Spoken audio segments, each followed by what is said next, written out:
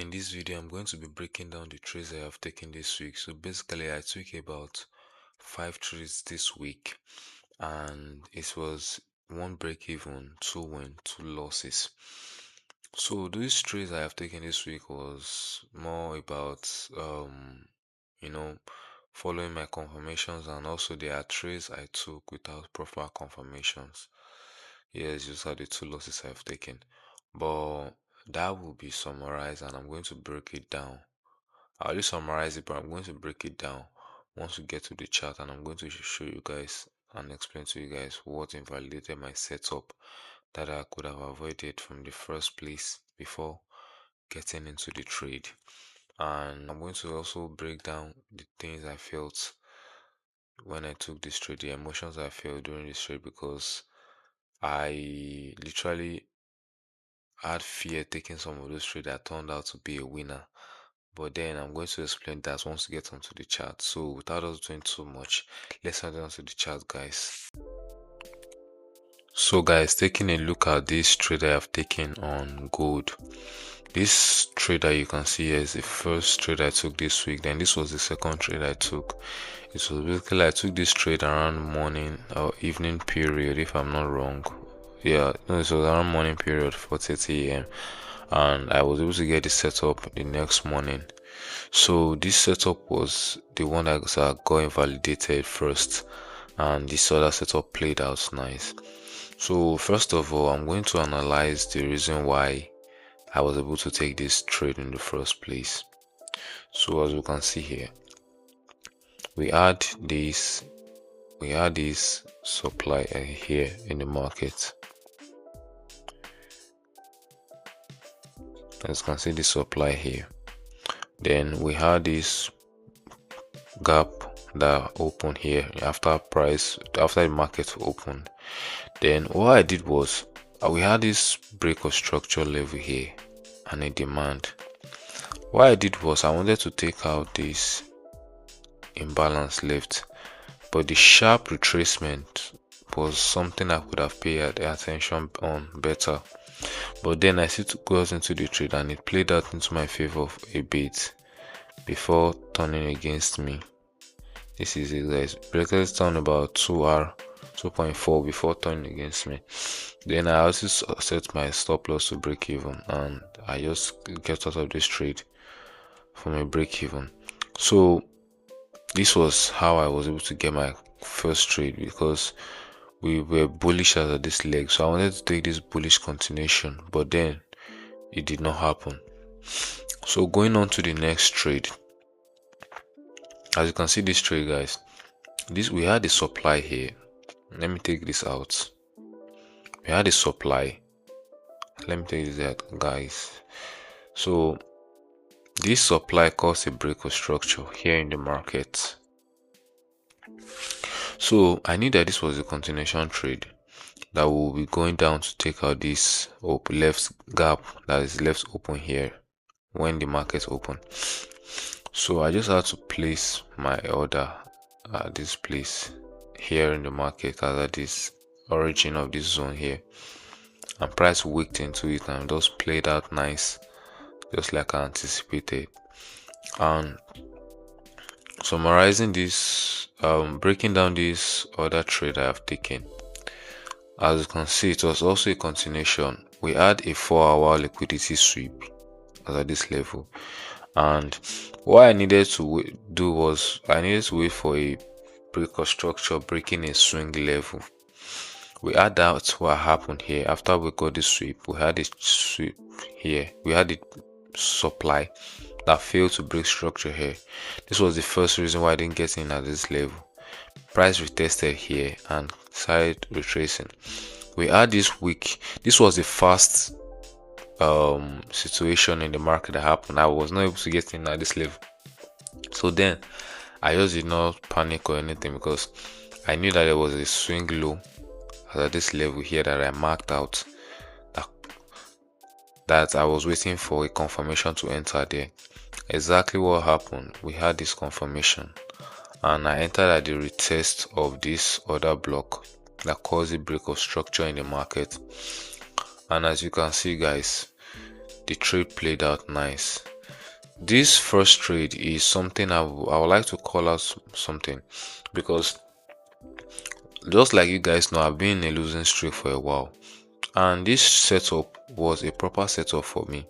I knew that everything was matching my confluence. Then I was scared to execute this trade because I lost confidence in taking my own setup. But then I had to ask myself if I was not trying to lose money, or I am not following confluences.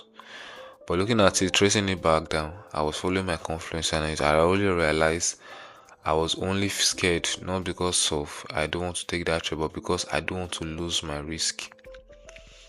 But then I just had to let it come or go, and actually went in my favor. So this same thing happened here, but then I knew this was a continuation trade because we had imbalance here and we had this swing low that needs to be taken out. As you guys can see, price took out the swing low before we had a pushback up in the market.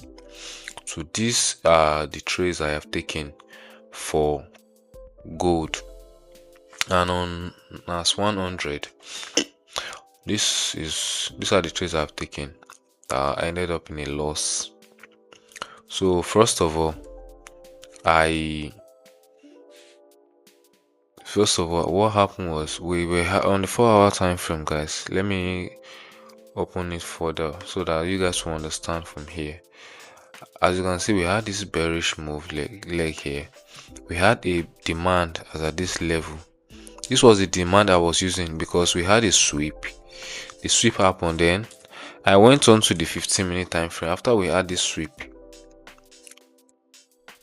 So as you guys can see, on the 15-minute time frame, I anticipated that this was a sweep because we had an internal break of structure to the upside.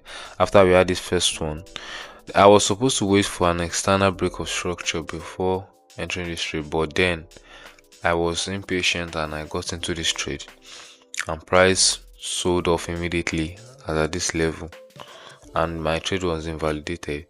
Next, I also, this zone here, this setup, this other block here, there was another block at this level that price retested that pushed price up, which was not a sweep but just a retest, and I anticipated because we got a new break of structure to the upside. Then I anticipated, okay, yes, with this new change of character, rather we had a change of character here, and this change of character made me believe that, okay, yes, price has taken out liquidity. But I was not using the higher time frame perspective. I was not looking broadly. So after we had this push up, price got to this level. I was anticipating that, okay, it's going to sell at this extreme. It's going to buy rather at this extreme. Buyers will step in. But then I was still wrong. Buyers did not step in at this level. It turns out that the liquidity has not even been swept on the other block at this level in the market. So it happened around this level here. It happened around this level here when I took this trade. So I'm just hold on guys, let me just get this. Okay, it happened around that level, yes, just like I said. It was on the 4-hour.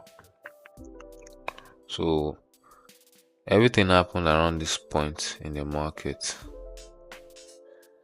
So around at this point, this demand and also this demand here.